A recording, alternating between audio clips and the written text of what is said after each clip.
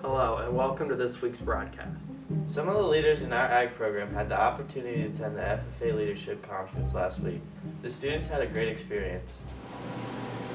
Hi guys, Mr. Ulrich here, the FFA advisor for Montgomery. We just kind of rebooted our FFA club, and we took some of our officers to a leadership training here on Friday. We went up to the Muncie United Methodist Church and met with, I believe there were 10 different schools there, each of them sending a few of their FFA leaders that they wanted to give them some experience and get them some training. So I'm going to turn it over to these three. These are some of our officers. They'll introduce themselves and tell you who they are and what they're doing for our FFA club this year, and talk a little bit about what they did on Friday with some of the other FFA clubs in our area. I'm Courtney, I'm the president, and at the leadership conference we did different workshops and got to meet other FFA members. I'm Kaylee and I'm the secretary, and on Friday we learned about how good it is to purchase from local farms. I'm Jenna and I filled in for the treasurer, and we did some community service after lunch to help.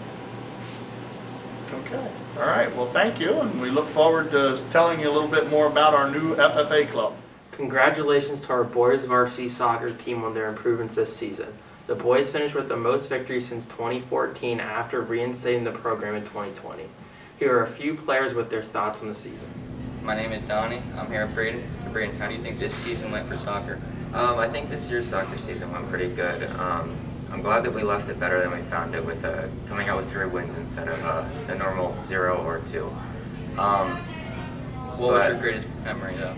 Oh, my greatest memory was probably coming out and trying it for the first time, and making a lot of good memories and a lot of good friends. Thank you, Braden. Thank you. My name is Donnie. I'm here with Hunter Lee. So Lee, how do you think this season went? I think this season went great. Comparing it to last season, we've all came together as a team. We've picked up on our passing, we've picked up on our shooting, and I think in the future years we'll do great. So what was your greatest memory of this year? My greatest memory was getting that first win against Towanda, especially with the kids that played with us last year. Not having any wins and getting that first one really felt great, coming over and just feeling the energy that everybody had over on the bench. And how does it feel to score a goal on your last game? It feels really good. Having not scored my entire high school season or my high school career, and finally getting that last one on my last game made me feel ecstatic. Thank you, Lee. Thank you. Miss Snyder has been making some updates to our Culinary Arts programs. Gavin had a chance to talk with her this week. Hi, my name is Gavin. I'm here with Mrs. Snyder. I'd like to ask a few questions about the restaurant. What are some things that are different this year than they were last year?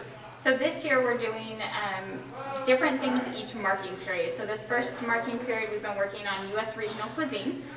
It's been a lot of fun. We're actually getting ready to wrap it up because the end of the marking period is coming. Next marking period we're going to hit Italian cuisine, so they get to learn about all the different culture and cuisine, and then that's what we serve in the restaurant. They cook throughout the week and we serve in the restaurant. So then the marking period after that is going to be Asia, and we haven't decided for a 4th marking period yet, but we're wrapping up the year. So every marking period we get something different. How have you gotten new students to help in the restaurant this year? We advertised and talked about the different things that we were going to be doing for each marking period, the different types of foods and the cuisines, and how we were just going to be changing things up overall in that aspect. How has food safety changed this year? It hasn't changed. We are very diligent about keeping the same sanitation regulations and everything that there has been in the past, and continuing it. Okay. Thank you. You're welcome. Congratulations to the recent Artist of the Week, Ava Peluso. Hi, I'm Nate, and I'm here with Ava, who recently got recognized as Montgomery's Artist of the Week. So Ava, how does it feel to get recognized? It feels really great. I put in a lot of work, and it's just nice to be recognized for it. That's awesome. And what do you feel you did to deserve it? So I've been working over the past few months for my college auditions. So I've been going every day, working on as much as possible. I've also been working a lot with the marching band and Virtuoso. That's awesome. And what would you say to anyone else looking to get recognized? Just, it takes a lot of hard work. Just do everything in your power. Try as hard as you can, really.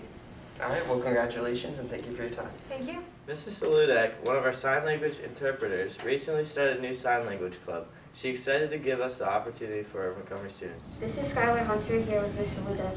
So can you explain to us what your club is? Our club is the Sign Language Club, and it is taught by myself and my student, Aiden Hauk, who is in 7th grade. What do you guys do in this club?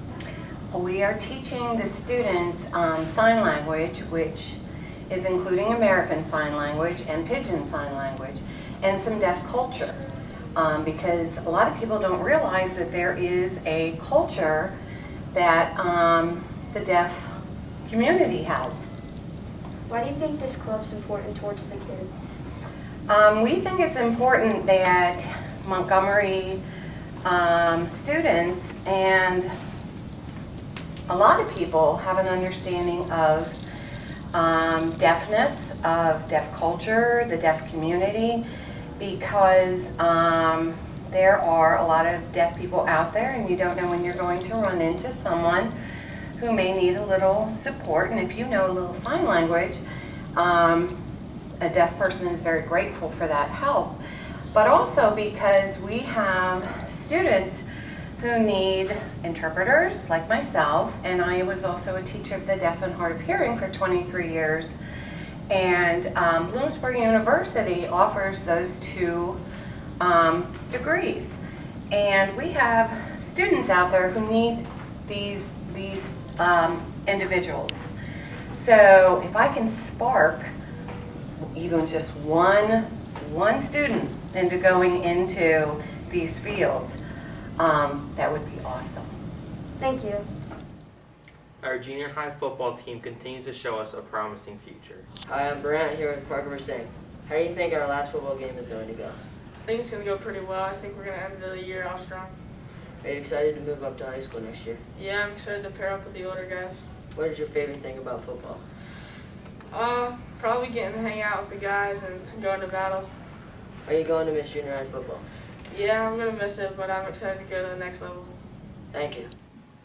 Thanks to Mr. Wren for giving his time to be our featured teacher this week. Hi, I'm Natalie, and I'm here with Mr. Wren, this week's Teacher of the Week. So, Mr. Wren, what do you teach? I teach senior high concert band. I teach instrumental classes, guitar, music theory, junior high concert band, and junior high lessons. Awesome. So what do you do in your spare time? I don't have a ton of spare time, but I do like to go hiking. I bike a lot, anything outdoors. Cool.